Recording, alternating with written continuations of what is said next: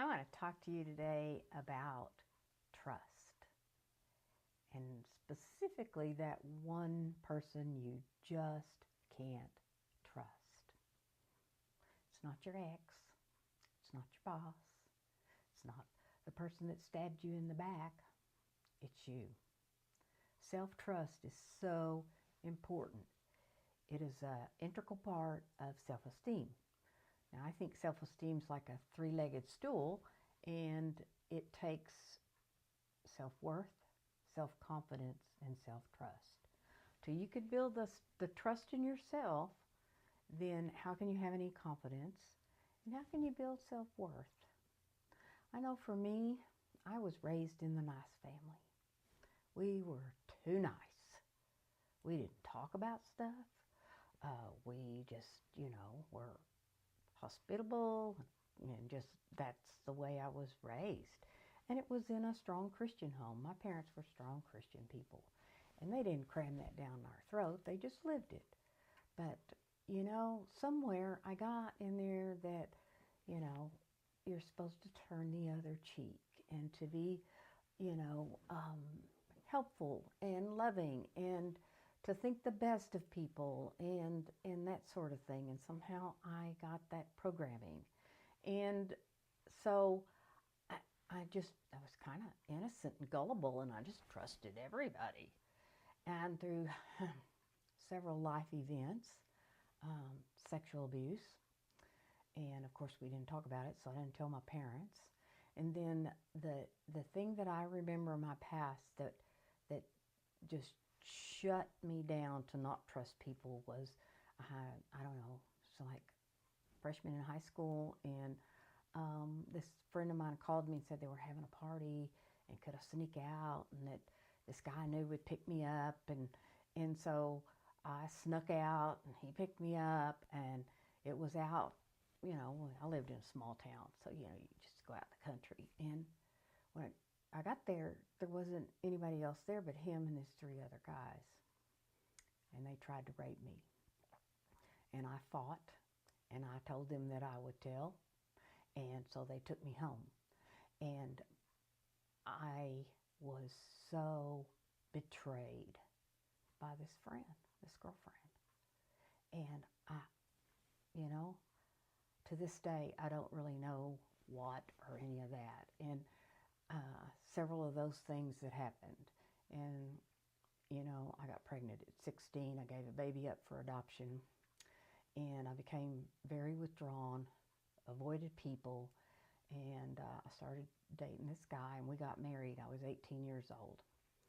And 2 years into the marriage, I caught him red-handed with another woman.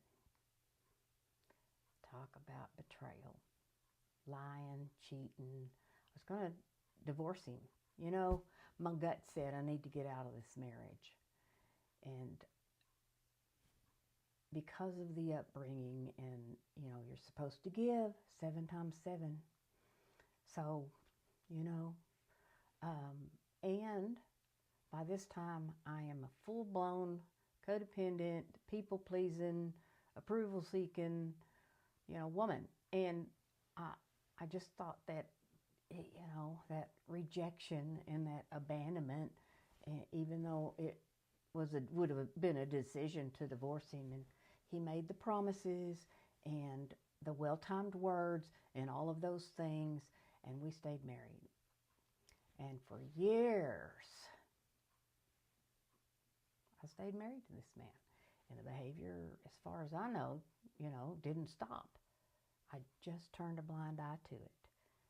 Because you see, I could not stand the thought of being rejected. And I got to where I didn't trust anybody, And since I was so giving and accommodating, these people would use me and lie to me. And I just couldn't really figure all of that out. And, in abuse, you adjust, you readjust, then you maladjust. And that's exactly what happened to me. And over a period of time, I was full of resentments. I was hard-hearted. And I decided that if it was good for the goose, it could be good for the gander. And so I got back at him. And really what I did was destroy my self-esteem.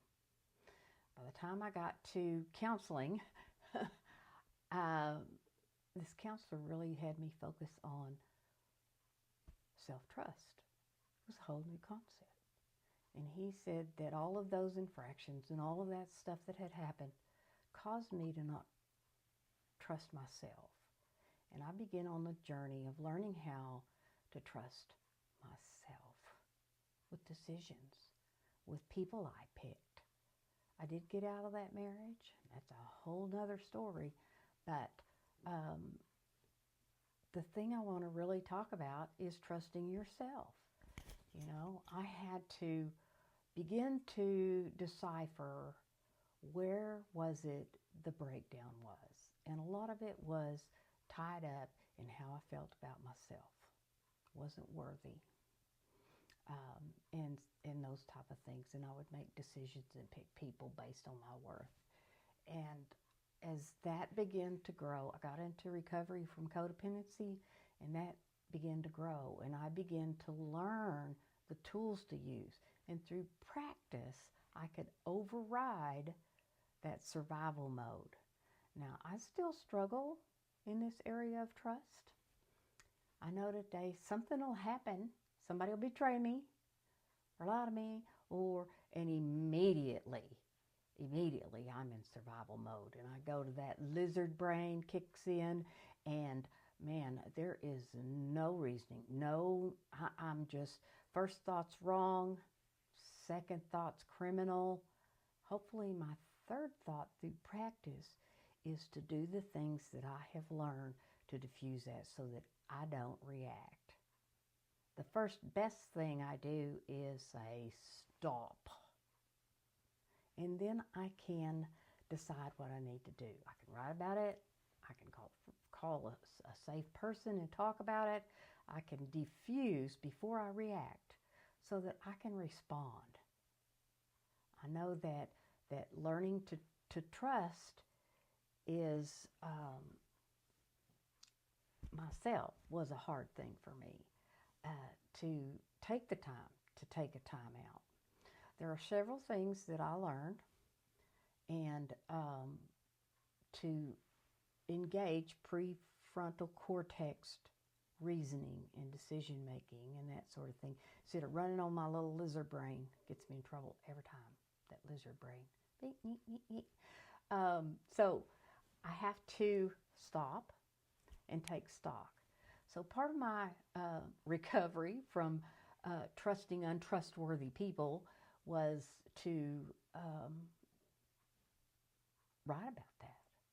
Where were the situations? What was my part in that? What did I make excuses? Did I not follow my gut feeling? Make excuses for these people? I did that a lot. So I had to learn how to trust my gut, to learn that intuitive feeling and what does that feel like, and to not tell myself it was selfish to set boundaries. I had to learn to set boundaries. I had to learn to overcome people pleasing and the seeking for approval.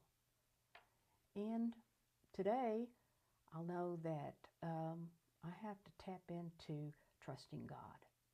I may not trust you, but I can trust God.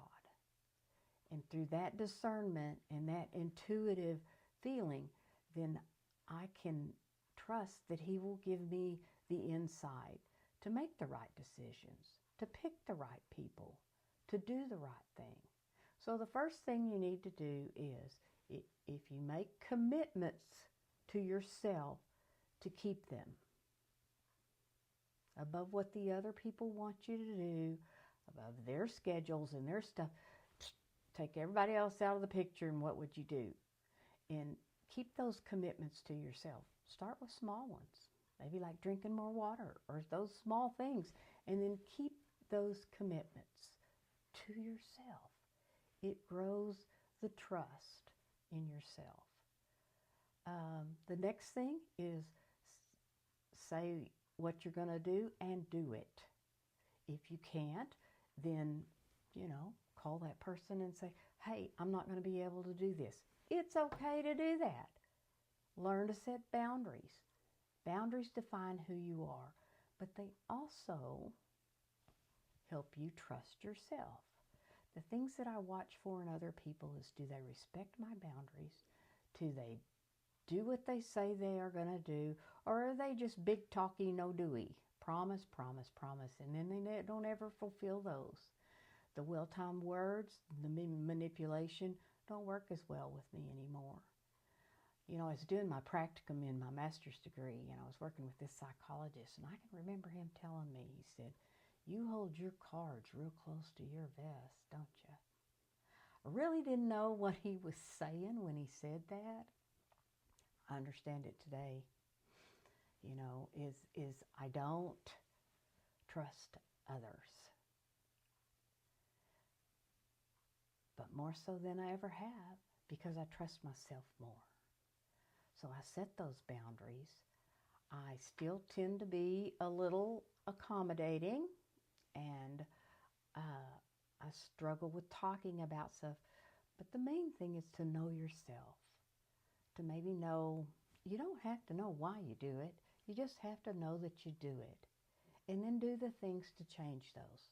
Keep commitments to yourself. Check those behaviors that have caused you problems in the past. Are you not following your gut? Making excuses for other people? You setting boundaries. Ask yourself those things.